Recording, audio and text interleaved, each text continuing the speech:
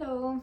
The hip hinge is a really important movement for you to practice. When we bend forward hinging at your hips, we load our hips and we lengthen the hamstrings and we lengthen the muscles in your pelvic floor. When we bend forward at your waist, you're using mainly your spine. So how can we tell if we're truly hinging at our hips? I'm going to use a prop to help me.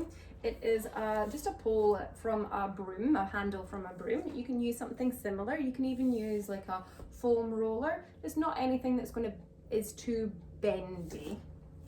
I'm going to place it behind you, and I want 3 parts of your body to be touching the pole. So the sacrum at the bottom of your spine, and then the bottom of your rib cage on your back. So if you think either the bra strap area, if you happen to be wearing a bra, or just underneath the bust or chest, and wrap it round and it's there. That's where we're wanting to touch there. And then also trying to bring your head back in there. So that's your pelvis, that's your spine roughly neutral for the sake of this.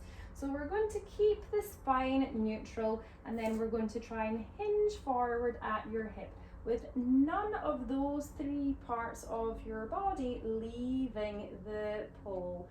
If you find that your head and bra strap are still touching the pole, but it's not touching the sacrum anymore, then we've no longer hinging at your hips and we've started to round forward at your spine. Same goes for if your head starts leaving the pole too. Then we are starting to flex forward with your upper spine. And then also sometimes what happens is the bottom of the rib cage kind of sinks towards the floor. So you're going to try and keep that up to the pole.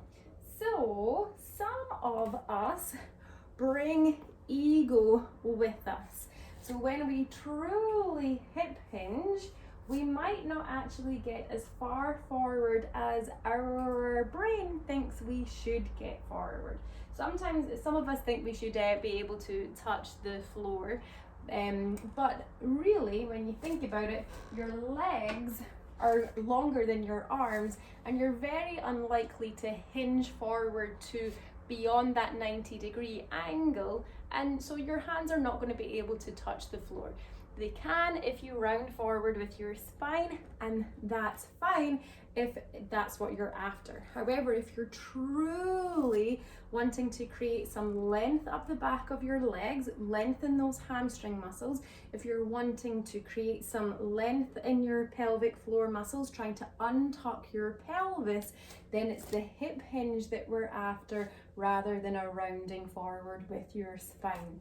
Now, this isn't to say that forward flexion of your spine is bad or wrong. It's not. However, if it's the only way that you can bend forward and that the hinging at your hips is not available to you, then it can create overloading, overuse of those small joints in your spine, in your vertebra, which can cause wear and tear.